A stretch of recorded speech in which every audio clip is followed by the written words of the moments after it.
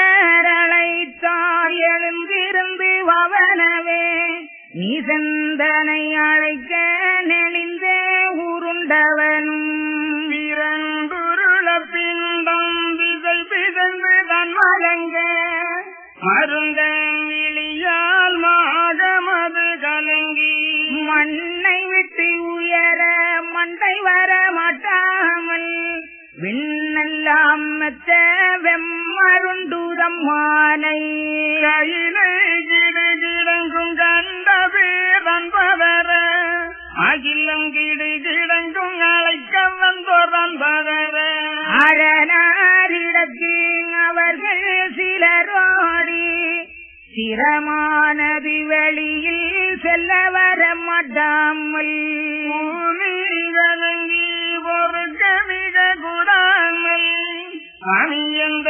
நீதந்தான் வரவே மச்சலுண்டு என்று அந்த தூதர் இப்படியே சொல்லிடவே அன்று சிவனார் அதற்கென்ன செய்வோம் என்று சம்மாதியாகும் தந்து தெளிந்தெடுத்து அம்மாளங்கலையினால் கவ்வை ஒன்று வேண்டியங்கு புத்திபுரத்தே கோரிவையும் என்று சொல்லி எத்திசையும் நந்தி சூரனாரின் கை கொடுத்து வேண்டி அந்த நந்தி விரைவாயவர் நடந்து உண்டின் இந்த நிசனையும் ஒரு கவ்வையால் கோதி வெளியிலே வைக்க வெப்படுத்த பாதாளம் பளீரெனவே வந்து பொருந்தியதே அம்மானை பூமியில் வெடித்த வல்லாத நிதனையும் சுவாமி முன்பனதில் சுரண்டியதனால் இழுத்து கொண்டு வந்து விட்டார் குருநாதர் முன்பதிலே. அப்ப அந்த கலியனை பற்றிய விவரமான முறைகளை நந்தீஸ்வரரிடத்திலே அந்த கணக்கரிடத்திலே சித்திரபுத்திரராகி அந்த கணக்கரிடத்திலே கேட்கிறார்கள். அதற்கு அந்த கணக்கர் சொல்லுகின்றார், அப்பனும் அம்மையும் அடக்கிமிகு பெறாமல் கொப்புளித்து தானாய் குறுத்து வந்த நீசன் என்ற காரணத்தினாலே அவனுக்கு அமைந்த 96 தத்துவமும் தடிக்குணம் பொருந்தியதாகவே இருக்கும். புத்தி புலனைந்தும் பொய்ப்பூண்ட பூதம் அவனுக்கு சத்துரு அவனுடைய கண்ணும் காலும் தலையும் உற்றுணர்ந்து பாராதவன் மாய காயமதுக்கு வருஷம் 100 இருப்பு தோய நாத துளி தொகை 10,100,000 இவ்வளவுதான் என்று கணக்கிலிட முடியாது. பிறந்த பிறவியிலிருந்து அவனுக்கு வாழ்வு வந்து சேர்வது 14 வயதிலே. அவனுடைய உடல் வளர்கிறது என்று சொல்வது 31 வயது வரை இருந்தார். அதோடு எலும்பும் நரம்பும் வளர்ச்சி முடிந்துவிடும். பின்னாலே வளர்வதாக தெரிவது சதையினுடைய கூறுதான். இப்படி அவனுடைய ஆயுள் பரியந்தங்களை எடுத்துரைத்து மண் தண்ணீரோட வகைக்காக பாண்டம் என்றும் இது 9 வாயில்களை கொண்ட ஓட்ட மடம் என்றும் எடுத்துரைக்கின்றார். இந்த காயத்துக்கும் இதை இயக்குகின்ற உயிராகி அந்த பச்சிக்கும் ஒரு காலம் பகை வருகிற போது அந்த பச்சியாகி அந்த உயிர் இந்த காயமாகிய உடலை குச்சியை அப்படி போட்டுவிட்டு அது சென்றுவிடும். அது உள்ளாக இருந்து செயல்படுத்துகின்ற அந்த கால வரையிலும் இவன் செய்கிறது ஈஸ்வரனுக்கும் ஏற்காது. காரணம் இருள் மனவீடு அப்படி என்று சொல்லுகின்றார். நீசம் அடைந்த மனவீடு உள்ளவனாய் வந்து உருவெடுத்த காரணத்தினால் அவனுக்கு எல்லளவும் நன்றி என்பதும் இருக்காது ஈஸ்வரரே என்று சொல்லி அந்த கலியனுடைய பிறவி அமைப்பை நந்தீஸ்வரர் சிவபெருமான் முதலான பேரிடத்திலே அந்த சித்திரபுத்திரர் எடுத்துரைத்தார். உடனே பிறந்துவிட்ட கலியனை வரவழைத்து அவனுக்கு வேண்டிய வரங்கள் கொடுக்க வேண்டுமே என்று சிவபெருமான் எண்ண அங்கு நின்று கொண்டிருந்த யமன், காலன், சூதன் முதலானவர்கள், கிங்கிலியர்கள், மொட்டக்குரளிகள், பேய்பிசாசுகள் இவைகளெல்லாம் போய் அந்த ஊண்டி நின்ற கலியனை வெளியே எடுப்பதற்காக பிடித்து இழுத்தார்கள், தூக்கினார்கள். ஆனால் அவர்களால் அதை அந்த இடத்திலே இருந்து அப்புறப்படுத்த இயலவில்லை. மண்ணை விட்டு வெளிவருவதற்கு வெத்த மெய்மருண்டு, அதாவது கண் பிதுங்கி விடுமோ, தலை அறுந்து உடல் மட்டும் வந்து விடுமோ என்ற நிலையிலே அது இருந்தது. எனவே இவர்களெல்லாம் அதை அப்படியே விட்டுவிட்டு சிவபெருமானிடத்திலே வந்து விவரம் சொன்னார்கள். உடனே சற்று சுதாகரித்து விட்டு சிவபெருமான் ஊண்டி நின்ற கலியனை அப்புறப்படுத்துவதற்காக ஒரு ஆயுதத்தை உருவாக்கி நந்தீஸ்வரர் கையிலே கொடுக்கின்றார்.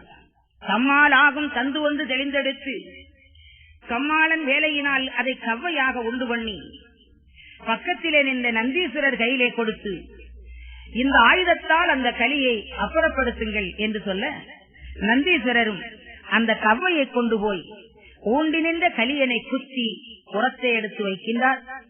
வெப்பெடுத்த பாதாளம் படீரென்று வந்து மூடிக்கொண்டது. அந்த கலியை சிவபெருமான் முன்னாலே கொண்டு வர வேண்டும். அவனை தொட்டு செயல்பட முடியாது. எனவே ஒரு சுரண்டியினால் அவனை கொழுகி தரதரவென்று இழுத்து சிவபெருமானின் முன்பிலே கொண்டு வைக்கின்றார்கள்.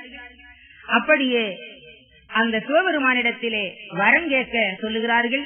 அதற்கு அவன் என்ன என்ன சொல்லுகிறான், எப்படி வரம் கேட்கிறான், என்ன என்ன வரங்களை எல்லாம் கேட்டான், எப்படி அதை சிவபெருமான் முதலான தேவர்கள் கொடுக்கிறார்கள் என்ற வரலாறுகளை எல்லாம் தொடர்ந்து எம்பெருமான் சொல்லி வருகின்றார். கண்டந்தனமாய் வீதமுற்று உந்தனக்கு வேணும் என்று உறந்ததெல்லாம் இப்போது எந்த நீடம் கலி என்று சுரனாதான் உரைக்க உடனே அவனும் உள்ளாமீக கழித்து விடமேதான் பூண்டு விதி கந்தை தான் உடுத்து மேலெல்லாம் கும்பை மிக புதியானையுட தோளில் இருப்பவனோ சொன்னதெல்லாம் தரதோதான் என்று கழிப்பாய் துரரை நீதன் அன்று மொழிய அமரராதை அறிந்து நீதா பொருளறிய மாட்டாமல் எல்லாரை போலே ஏசாதே சுடரை யோகம் படைக்கல்லர்கான் ஒரு பொருளாய் நிற்பவர்கான் ஏகம் நிறைந்தவர்கான் இரவாதிருப்பவர்கான் பறவை வல ஜீவதென்றுகளுக்கும் நிச்சயமாய் பொசிப்பு நிதமும் அழிப்பவர்கான் மாயவர்கள் முகனும் மறையும் மிக காமல் தேவரும் காணா திட்டிக்க வல்லவர்கான் இத்தனையும் இதனுக்கு எம்பங்க மரர்களும் புத்திக்கு நட்பும் போதாமல் பின் சொல்லுவான் ஆனவர்களே அப்படி நீர் ஒப்பினீரே தானாயிருந்து சரிவதும் உண்டாக்கி வைத்த ஆனாலுடைய அளவினாளமாக மானார் ஒரு குழலை வகுக்க செல்வார் போங்கான் நீதன் இழிவாக சொல்லிடவே அன்று அந்த ஈசர் அவர் அறிந்து எதுரைப்பான் நல்லது நீ கேட்டது நாம் படைத்து தரோம் என்று வல்ல பரமசுரனார் வகையேதன பார்த்து உந்தனக்கு நேரே ஒத்த பாரம் போலே அந்தமுடன் பிறந்தால் ஆகுமோ என்று உரைத்தான். அப்போது மனிதன் நரநாதனை நோக்கி ஒப்பமகா என் பலத்தில் ஒன்றில் ஆரை பலமாய் அழகில் அதிகமாய் அங்காரம் பதியுமாய் குழகிய வயலகாய் குறும்பத்தனத்தழகாய் அழகாய் விழியழகாய் யோனி அழகாய் ஒதுங்கும் இடையழகாய் கரமழகாய் கலழகாய் கண்ணழகாய் பல்லழகாய் சரக்கூடு முன்னழகாய் தலை கண்டம் பின்னழகாய் உடையழகாய் விரலழகாய் சொல்லழகாய் பல்லழகாய் நடையழகாய் விச்சழகாய் நல்ல கூழல் அழகாய் இறையழகாய் நீருக்கத்துடன் அழகாய் உடையழகாய் தேகம் ஓங்கார தொங்கலுமா அழகுக்கு ஏற்ற தர்மானத்தோடு களபகசூரிகம் என்ற வாசனை போல் மூவர் தேவர்களையும் முகமயமாய் மயக்க ஜீவனது கொடுத்து திட்டித்து தரும் என்றான். அப்போது சுரநாரகமகிழ்ந்து கொண்டாடி இப்போது கேட்டதற்கு என்ன செய்வோம் என்று சொல்லி அருகில் சிவனாரகமதில் வித்திருக்கும் திருவுக்கு நன்றாய் தெரிவித்தாரம் மானை எந்த மனிதனுக்கு கீர்த்தி என்ன மமையிலே சேட்டமுடன் இப்போ செப்பென்றன உரைத்தான். அப்போது சக்தியாதி ஆடி வணங்கி ஒப்பு வந்து இல்லாத உடைய பெரும் மாளே ஆதியானிதனையும் பகிர்ந்து அவன் உடம்பில் விதியாம் இடது விழாவில் ஒரு எலும்பை தட்டி களத்தி தச்சுருவாங்க நாக்கி சிட்டித்து நிசனுக்கு சினங்கொண்டு ஈசுரரே என்று உமையாய் இப்படியே சொன்னவுடன் அன்று அந்த நீசன் அறையிலோராக்கையிட்டு இருக்கக்கு இறங்கி எழுந்திரு நீ என்றவுடன் ஒதுக்கனவே இடது புறத்தில் வாறு எலும்பை எரிக்கதையும் சிவனார் மீக பார்த்து வெறி கொண்ட நீசன் விழாவில் வேடித்ததினான். நீதன் பலத்தில் நேர்பாதியாகும் என்று வாசமடவாய் வரவே மதந்தனை நினைத்தான். மதனை அரண் நினைக்க மனிதன் எலும்பு வதனமடமாதாய் வந்தது வேகம் மானை நீதன் நினைத்த நினைவு போல மழவை பாச கலை தூவ பகட்டி விழித்தாள் மருட்டி மடங்காய் மோக முருகு குழல் பெரிய கம்மடங்க தோசம் கரை புரணத்தான் பிறந்தான்.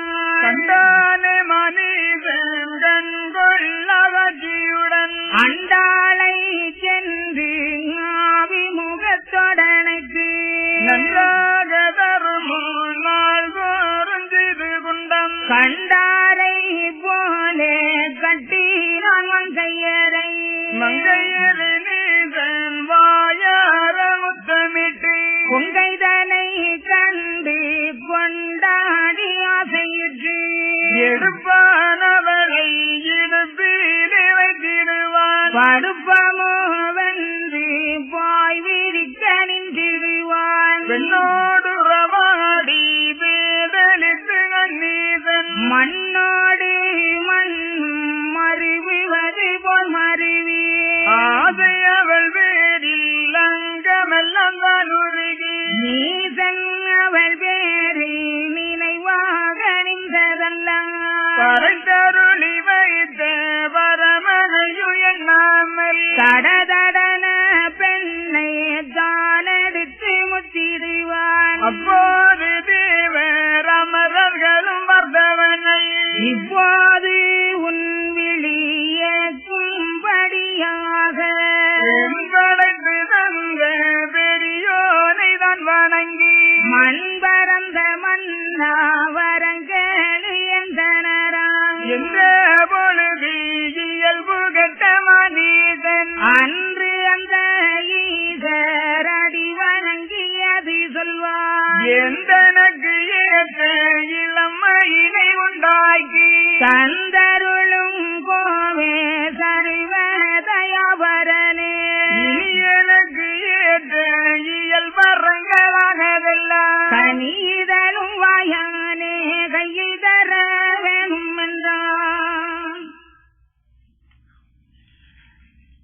அப்ப சுரண்டியினால் இழுத்து அந்த கலிநீசனை சிவபெருமான் முன்பிலே கொண்டு போடுகிறார்கள். அப்போ சிவபெருமானை பார்த்து உனக்கு வேண்டிய வரத்தை எல்லாம் கேள் என்று தேவர்கள் கேட்டுக் கொள்ளுகிறார்கள். அவன் என்ன சொல்லுகிறான் பாருங்கள்,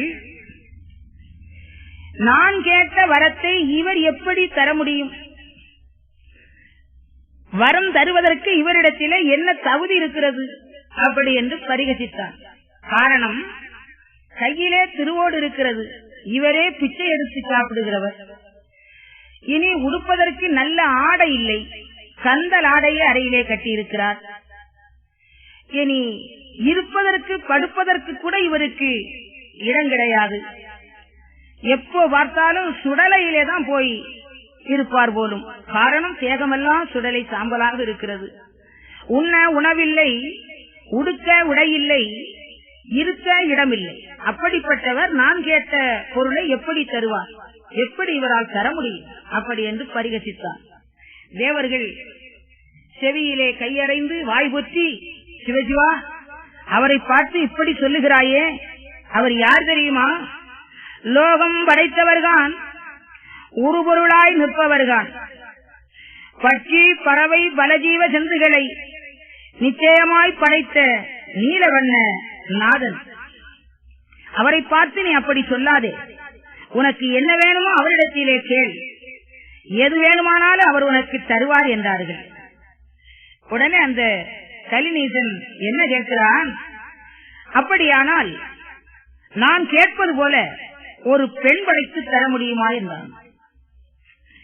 உடனே சிவபெருமான் கேட்கிறார், உனக்கு அளவுக்கு அளவாக இருக்க வேண்டுமா, இல்லை குறைவாக இருக்க வேண்டுமா, எப்படிப்பட்ட பெண் வேணும் என்று கேட்டான். அவன் அந்த ஒரு பெண்ணினுடைய அழகை மட்டும் அழகாக வர்ணித்து சொல்லுகின்றான். அதாவது உச்சந்தலை முடியிலே இருந்து பாதம் வரையிலும் முடி நன்றாக இருக்க வேண்டும், முகம் அழகாக இருக்க வேண்டும், கண்ணழகு, பல்லழகு, கழுத்தழகு, முன்னழகு, பின்னழகு, உடையழகு, இடையழகு, வீச்சழகு, காலழகு, கரமழகு, இப்படி அழகுடைய பெண்ணாக இருக்க வேண்டும். அவள் சேகத்திலிருந்து எப்போ பார்த்தாலும் சாந்து, சவ்வாது, புஷ்பம், இப்படிப்பட்ட நல்ல நறுமண வாசனை வீச வேண்டும். அப்படி ஒரு பெண் எனக்கு வேணும்.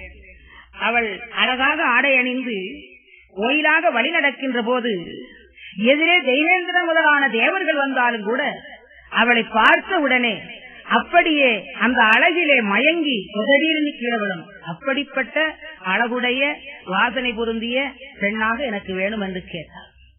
சிவபெருமான் அங்குமிங்கும் பார்த்து விழித்தார். ஏனென்றால் உலகத்தை படைத்தவர், உலகத்து உயிர்களை எல்லாம் படைத்தவர், உயிர்களுக்கு படி அளக்கின்ற பரமர். ஆனால் இவன் கேட்டது போல அவர் ஒரு பெண்ணை படைத்தது கிடையாது. காரணம், அவர் படைத்த பெண்ணுக்கு 4 வகையான குணமுடைய அமைப்பு இருந்தது. அச்சம், மடம், நாணம், பைப்பு. ஆனால் இவன் அந்த லட்சணத்திலே ஒன்று கூட கேட்கல. அதனாலே எப்படி இவனுக்கு அந்த பெண்ணை படைத்துக் கொடுப்பது என்று அன்னை பார்வதியிடத்திலே ஆலோசனை கேட்டார். அந்த அம்மை சொல்லுவாள், ஐயா, அவனுடைய அறையிலே ஒரு கயிறு கொண்டு இருக்க கெட்டுங்கள், கொசீரினி அவனை எழுந்திருக்க செய்ய வேண்டும். அந்த வேகத்திலே அவன் உடம்பிலே இருந்து ஒரு எலும்பு தெரிக்கும். அதை எடுத்து அவன் கேட்டது போலுள்ள பெண்ணை படைத்துக் கொடுத்தான். ஏனென்றால் அவனுடைய பலமும் பாதி குறைந்துவிடும். அந்த அளவுக்கு அளவாக இந்த பெண்ணையும் அந்த பலம் உடையவளாக படைத்துக் கொடுக்கலாம் என்ற உடனே அப்படி அவன் அறையிலே ஒரு கயிறு கொண்டு இருக்க கட்டி அவனை வேகமாக எழுந்திருக்க செய்கிற போது அவன் இடது விழாவிலே ஒரு எலும்பு தெரிக்கின்றது. அதை எடுத்து அவன் கேட்ட அளவுக்கு அளவான அழகிய பெண்ணாக சிருஷ்டித்து கொடுத்தார். இந்த பெண்ணை கண்டவுடனே அந்த கையிலேயே அவன் மறந்து விட்டான். அவளும் பாச கலை தூவ பகட்டி விழித்தாள் மறுக்கி. நாள்தோறும் தர்மம் செய்து அந்த புண்ணியத்தினாலே ஒருத்தன் வைகுண்டத்தை அடைந்தான் என்றால் எவ்வளவு சந்தோஷப்படுவானோ அதுபோல அந்த பெண்ணை கண்டு அந்த கலிநீசன் சந்தோஷப்பட்டான். எடுப்போமோ இல்லு படுப்போமோ பாய் விரிப்போமோ என்றெல்லாம் சொல்லி எடுத்து முத்திடுவான். மண்ணோடு மண் மறுவது போல மங்கையோடு அவன் மருவினான். அப்பொழுது தேவர்கள் பார்த்து நின்று, எப்பா நீ கேட்ட பிரகாரம் பெண் படைத்து தந்தாரா? ஆமா தந்தார். இனியாயிலும் அவர் கேட்ட வரத்தை எல்லாம் தருவார் என்ற நம்பிக்கை உனக்கு ஏற்பட்டதா? அந்த நம்பிக்கை ஏற்பட்டு விட்டது. சரி, அப்படியானால் வேண்டிய வரத்தை நீ கேள். இந்த பெண்ணு உனக்கு தான். வரத்தை வாங்கிட்டு இந்த பெண்ணையும் கூட்டிட்டு பூலோகத்துல போய் எப்படியெல்லாம் வாழணுமோ நீ வாழலாம். இப்பொழுது முதலாவது சிவபெருமானிடத்திலே வேண்டிய வரங்களை கேள் அப்படி என்று சொல்ல, அவன் என்ன என்ன வரங்களை கேட்கிறான், எப்படி கேட்கிறான், அதை சிவபெருமான் எப்படி கொடுக்கிறார் என்ற வாசகத்தை ஐயா இங்கே சொல்லி வருகின்றார். இனி எனக்கு ஏற்ற இயல் வரங்களானதெல்லாம் கணிதனும் வாயான கையில் தர வேணும் என்றான். அப்படியே ஈதரவனை மூகம் நோக்கி இப்படியே உந்தனக்கு ஏது வரம் வேணும் என்றான். என்ற பொழுது இயல்பு கட்ட மனிதன் செந்தனிட்டு திருவடியை தான் பூண்டு கேட்பான் வரங்கள் கீழும் நடுங்க வீழ்பாரங்கட்ட விதை கட்ட மனிதன் மயவனவனுடைய வாய்த்த மூடிதனையும் தூயவனார் சக்கரமும் சூதமுடன் தரும் என்றான். அரனுடைய வெந்நீர் அந்த நரீந்தங்கிரப்பும் வரமுடைய சக்தி வழக்கூறும் தரும் என்றான். சிவமூலம் சக்தி திருமூலானதுவும் தவமூலம் வேதாவின் தன்னுடைய மூலம் அதும் மாலுடைய மூலம் வாய்த்த லட்சுமி மூலம் மேலுடைய தெய்வ வித மூலமும் தாரும் காலனின் மூலம் கமாஜீவன் மூலம் வாழ சரஸ்வதி மாகாளி தன் மூலம் சிவபரியின் மூலம் கிங்கிலியர் மூலம் துணைபதிவனான சுப்பிரமணியர் மூலம் அதுவும் 1008 அண்டமிறை மூலம் எல்லாம் வாயிர கண்ணே வரமாக தரும் என்றான். அல்லாமல்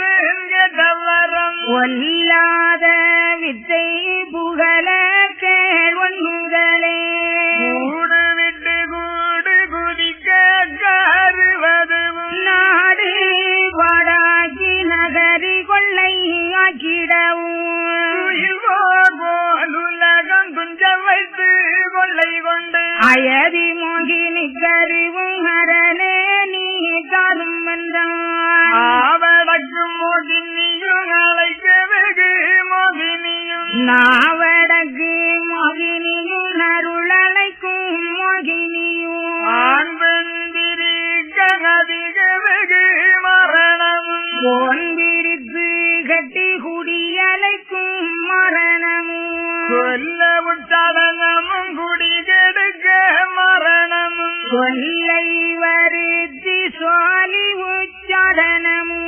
லோகமது வாழாமல் உள்ளமும் கீதந்திடவும் ஏக தம்பனமும் இதில் கருவும் தாரும் கலைக்க குருடைய சல்லியமும் ஒட்டியமும் தாரும் உள்ள கருவும் தாரும் பூசை முறையும் புவன சக்கரமுடனே தீட்டை விதி முறையும் சிவ விதியும் தாரும் ஐயா மேல் கனல் மேல் இருக்கும் மொழிகளும் தலைமேல் குடை பிடிக்க கருவது உந்தாரும் மிருகமதை வருத்து வேலையது கொண்டிடவும் இருக்கமுள்ள வாதை எனக்கு விட்டு தரும் ஐயா அட்ட கருமையட்டும் அடக்கி வரும் தரும் ஐயா மொட்டை கூரைகளையும் முன்னே வேலாய் தாரும் மந்திர ஜாலமாய் மாலே தந்திரம் இந்திர சாலம் எனக்கருளும் எங்குரைத்தான் நோவுகிற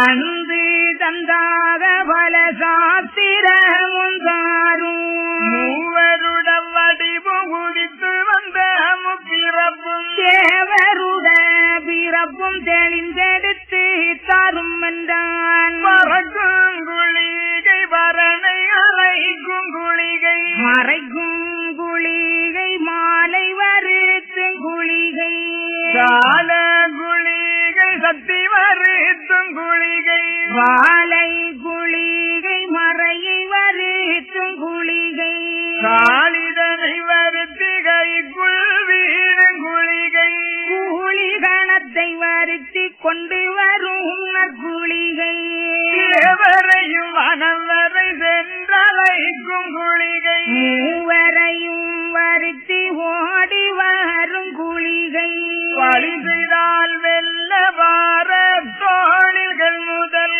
குளிவரையை கணறிய சூதானமாய் தாரும் மருட்டும் விதமும் ஞான குண்டனியும் உருட்டும் கொடிய உரம் பேசிய மதமும் வாழ்வெடிகள் ஆயுதங்கள் வாய் தடுக்க தந்திரமும் வேழ்வருத்தி வேலை கொள்ள விசையடக்கு தந்திரமும் மிருகம் தூருவிசம் கொண்டதெல்லாம் கெட்டிக்குள் கெட்டி கீழ்படிய தந்திரமும் கட்டு சுருக்கும் கடிய பல வித்தைகளும் நட்டு முட்டுள்ள நவநிதிய வசுகளும் வந்து இந்த பெண்ணுடனே சார்ந்து விளையாடிருந்து விந்து சனங்கள் மிகுவாக தனுரித்து இளையோடு வாழ்வு கருவிதமயாண்டு வளையான மாதை மறவாமல் எப்போதும் புத்தி கருத்து பெண் பேரில் எந்தனக்கு சற்றும் நெகிழாமல் தாரும் வரம் என்றுரைத்தான். அப்படியே உள்ளம் வர மன்னீசனு கருள எப்படித்தான் என்று எண்ணினாரி சுரரும் ஈசர் எந்திளையால் சக்தியுடன் புண்ணிய நாதன் புகழலுற்றாரம்மானை 32 மொழித்திருந்த ஒன்றுதலே எவ்விதனத்தழக செவ்வே கருங்குயிலே வினோதன் நீசன் விபரிதமாய் கேட்டதற்கு இன்ன விதம் என்று அம்பு நீ பெண்மையிலே அப்போது சத்திகாதி ஆடி வணங்கி அப்போதும் மறவா நல்ல கண்ணிய துரைப்பான் சாத்திரமும் வித்தைகளும் தந்திரமாய் கேட்டதினால் சூத்திர சித்தனொன்று சுருக்காய் உண்டாக்கும் என்றான். உடனேதான் ஈசர் உள்ளாங்களி கூர்ந்து சிரமாய்தான் ஈச சிந்தை தனில் உத்தரித்து அகந்தீசன் என்று ஆதி மனத்துள்ளிருந்து ஜெகத்தோர்கள் காண சித்தாதி தானாகி சாத்திரமும் வித்தை சமுல கருவுடனே சூத்திர சித்தாதி தோன்றினன் காணம்மானை எல்லோரும் கண்டு இவராகும் என்று சொல்லி எல்லோரும் மெச்சி அகம் மகிழ்ந்து கொண்டாட நல்லதென்று ஈசர் நல்முனியை தான் நோக்கி வல்ல கவியோடு வந்துதித்த சாஸ்திரியே என்னென்ன சாத்திரங்கள் ஏதுக்கு ஆனாலும் இன்னானிற்கும் ஈசனுக்கு ஈந்து கோடுகும் என்றார்.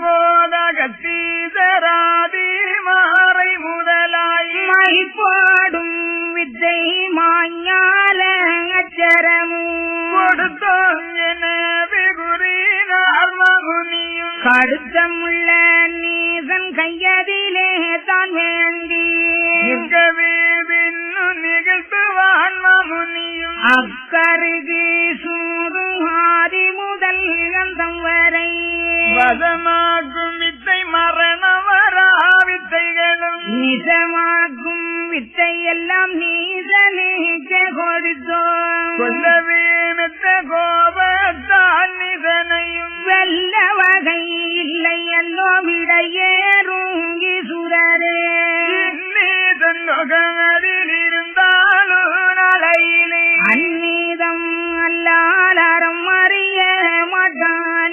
செய்வதெல்லாம் பாவ சிந்தனை அல்லாது மெய்வரம்பு சற்று மிக அறிய மாட்டானே. அல்லாமல் பின்னாச்சுரனாபகரம் கொல்லாதான் கொண்டு போகிறான் மால் கிரீடம். இவ்வரிசைவென்று இவனிடத்திலே இருந்தான் ஒரு தரால் வதைக்க இயலாது நிசனையும் எங்கந்தாகத்தி சரிப்படிய கூற. அப்போ உனக்கு என்ன என்ன வரங்கள் வேணுமோ அதையெல்லாம் கேட்டு பெற்றுக் கொள்ளலாம் என்று தேவர்கள் விடை கொடுக்கிறார்கள். அப்படியே சிவபெருமானுடைய திரு பாதங்களை பணிந்து வீழ்பாரங்கெட்ட விசை கெட்ட மனிதன் கேட்பான் வரங்கள் கீழும் மேலும் நடுங்குகின்ற நிலை. முதலில் அவன் கேட்ட வரம் மாயவனாருடைய சக்கராயுதமும் அவருடைய திருமுடியும் எனக்கு வேணும் என்று கேட்டான். அடுத்தபடியாக பிரம்மதேவர், சிவபெருமான், நாராயணர், கணபதி, முருகன், பார்வதி, சரஸ்வதி, லட்சுமி, பத்திரமாகாளி இப்படி எல்லா தேவதைகளினுடைய மூலமும் எனக்கு வேண்டும். அவங்க என்ன கடமைகளை செய்வார்களோ அதை நானும் செய்ய வேண்டும் அப்படி என்று கேட்டான். மாந்திரம், கழிவு, தூணு, மாரண, கரு, கோள் உபாந்திரங்களை கேட்டான். சல்லியம், பேதனம், சம்பன உச்சாடனம், வம்பு செய்யும் மாய்மாலம், மறுட்டு விதம், இந்திரசாலம், தந்திரசாலங்கள் இப்படிப்பட்ட வரங்கள் எனக்கு வேணும். இனி மாரண குளிகைகள் வேண்டும். அப்படியெல்லாம் அந்த சிவபெருமானிடத்திலே பொற்பாதம் வணங்கி வரங்களை கேட்கிறான். காளியை வரவழைத்து கைக்குள்ளாக விட்டு ஏவல் புரிய வேண்டும். பேபிசாசுகளை அடக்கி ஆள வேண்டும்.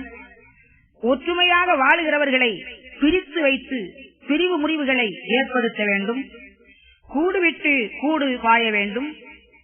வாழ்வெடிகள், ஆயுதங்கள் போன்றவைகளை பயன்படுத்தி இந்த உலகத்திலே நான் வாழ வேண்டும். தூறு விஷம் கொண்ட மிருகங்களையும் வேளம், யானை போன்ற மிருகங்களையும் அடக்கி அரசாள வேண்டும். இப்படி இந்த வரங்களை எல்லாம் தந்தாலும், இந்த வரங்களோடு நான் இந்த உலகத்திலே வாழ்ந்திருந்தாலும், இதோ அந்த பெண் இருக்கிறாளே அவள் பேரிலே இருக்கின்ற கருத்து எண்ணம் எப்பொழுதும் எனக்கு அழியாது இருக்க வேண்டும். அப்படியாக எனக்கு வரம் தந்து அனுப்பும் என்று கலிநீசன் வரம் கேட்டார். புத்தி கருத்தும் பெண் பேரில் எந்தனக்கு சற்றும் நெகிழாமல் காரு வரும் என்று உரைத்தான். இத்தனை வரங்களை கேட்கின்றானே, எப்படி இவனுக்கு இந்த வரத்தை கொடுப்பது என்று 32 அறத்தையும் முகித்திருந்த ஒண்ணுதலாகிய அம்மை பார்வதியிடத்திலே கேட்டார். அப்ப அந்த அம்மை சொல்லுகிறாள், சாஸ்திரமும் வித்தைகளும் தந்திரமாய் கேட்டதினால் சூத்திரமாக ஒரு சித்தாதியை தோற்றுவித்து அவன் மூலமாக அந்த வரங்களை எல்லாம் கொடுத்து விடுங்கள், நீங்கள் கொடுக்க வேண்டாம் அப்படி என்றால் அந்த அம்மை. உடனே சிவபெருமான் தன் உள்ளத்திலிருந்து அகத்திலிருந்து ஒரு சித்தாதியை தோற்றுவிக்கின்றார். எனவே அகத்தீசன் என்ற பெயரிலே அவன் வெளிப்படுகின்றான். அப்ப அந்த சித்தாதியை பார்த்து, இந்நாளுக்கும் ஈசனுக்கு என்ன என்ன வரங்கள் வேணுமானாலும் ஏதுக்கு ஆனாலும் அத்தனையும் அவனுக்கு ஈந்து கொடுவும் என்று சொல்ல, அக்கருகு சூடும் ஆதி முதல் அந்த வரை வசமாக்கும் வித்தைகளும் மரணவரா வித்தைகளும் நிசமாக்கும் வித்தைகளும் அந்த அகத்தீசர் என்ற சித்தாதி அந்த கலிநீசனுக்கு ஈந்து கொடுத்தார். அப்படி வரங்களை எல்லாம் கொடுத்து விட்டு சிவபெருமானை வணங்கி அந்த அகத்தீசர் கேட்கின்றார், ஈஸ்வரா, வசமாக்கும் வித்தைகளும் மரணவரா வித்தைகளும் நிசமாக்கும் வித்தைகளும் ஈசனுக்கு கொடுத்தோம். இவனை கொல்ல மெத்த வகை உண்டுமே, ரொம்ப கஷ்டம் அல்லவோ? வெள்ள வகை இல்லையல்லோ விடையேறும் ஈஸ்வரரே. இந்த நீசன் லோகத்திலே இருந்து ஆளுகிற கால வரையிலும் அந்நீதமல்லால் அறமறிய மாட்டானே, செய்வதெல்லாம் பாவ சிந்தனையாகவே இருக்குமே, மெய்வரம்பு இல்லவென்று அவனுக்கு தெரியாதே. அப்படிப்பட்ட நீசனை தட்டி கேட்க வேணுமானாலும் நாராயணர் தான் செல்ல வேண்டும். அப்படி அவர் செல்லுவதற்கு அவரிடத்திலே உள்ள ஆயுதத்தையும், அதாவது சக்கராயுதத்தையும் திருமுடியையும் இவன் வாங்கிக் கொண்டானே, இவ்வரிசை ரெண்டும் இவனிடத்தில் இருக்கிறது வரையிலும் எவ்வொருவராலும் இவனை வெல்ல முடியாது என்று மனம் கலுழ்ந்தான். அது மாதிரி அங்கு நின்ற முனிவர்கள் தேவர்கள் எல்லாம் வருத்தப்பட்டார்கள். இதை ஸ்ரீரங்கத்திலே பள்ளி கொண்டிருக்கின்ற எம்பெருமான் நாராயணமூர்த்தி இங்கு நடக்கிறதையெல்லாம் அவர் அறிந்து கொண்டு இருந்தாலும் இந்த தேவர்களுடைய துயரத்தை கேட்டு அவரால் சும்மா இருக்க முடியவில்லை. எப்படியாவது இவரிடத்தில் ஒரு உடக்கு வரம் வாங்க வேண்டும் என்று ஒரு பண்டார வடிவிலே எம்பெருமான் அந்த சபையிலே பிரவேசிக்கின்றார். அன்று சிறிரங்க ஆண்டு உருதனாகி தலை விரித்து கந்தை சற்றேகளை பூண்டு நிலையில்லாதன் கையால் சென்றார் நிதனிடம் நீசனிடத்தில்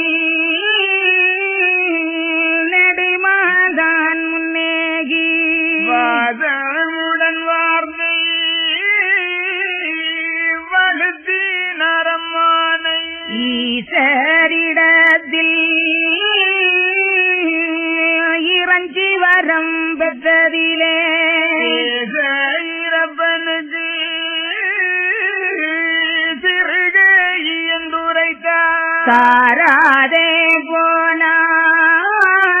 போனால் சாபமிடுவேன் உனக்கு பாராயணி என்று பகட்டி அறியும் பெருமாள் அப்போது நீசன் ஆண்டிதனை பார்த்து இப்போது போட இரப்பனோடு எது சண்டை மாயன் வர வேணும் வலு பார்த்து விட்டிடுவேன் என்னுடன் எனக்கு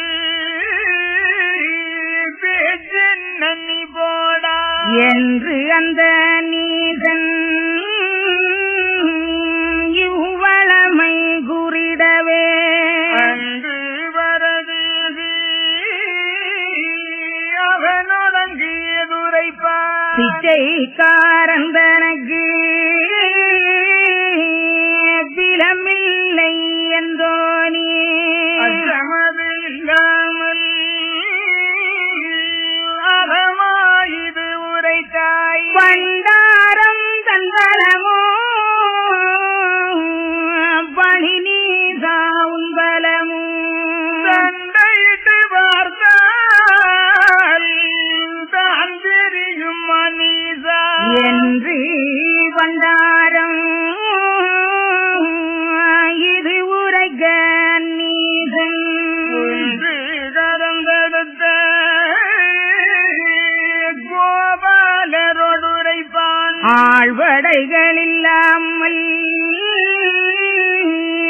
ஆயுதங்கள் இல்லாமல் வேல்படைகள் இல்லாமல் வெட்ட வாளிங்கு இல்லை. தடி இல்லை சக்கரம் தானில்லை உன் கையிலே முடிவிரித்து தந்தை உடுத்தவனோடி தமிட்டால் ஆண்மையில்லை அந்தனக்கு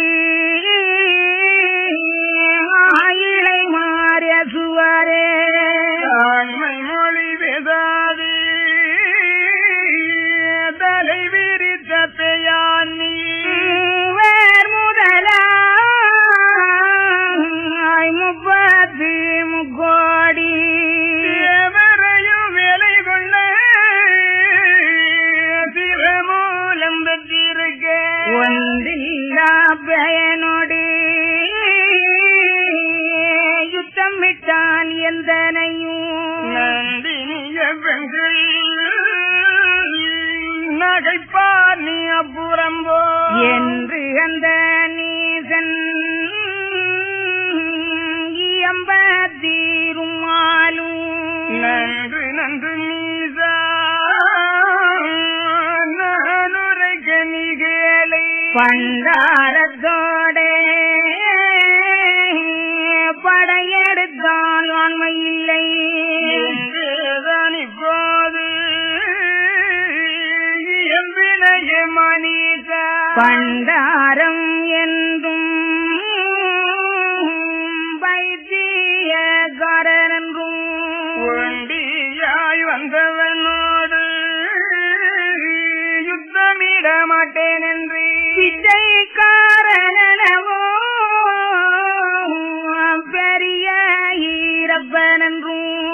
கச்சையில் நான் என்றும் கலை கம்பில்லாதான் என்றும் இப்படிய பண்டாரம் எந்திருக்கும் வேர்களுக்கு எப்படியும் அம்பு செய்வதில்லை என்று உண்மையுட சத்தியமாக தானுரை நீ பார்ப்போம் என்றான். புத்தி உள்ள புகழு வந்தினாலே புத்தியில்லா நீசன் புகழே வான் பின்னாலே பண்டாரம் என்றும் பரதேசியானவரை கண்டர தந்தை தலை விரித்த ஆண்டிகளை அது அவரோட சண்டையிலே முத்திய வம்பு ஒரு நாளும் செய்வதில்லை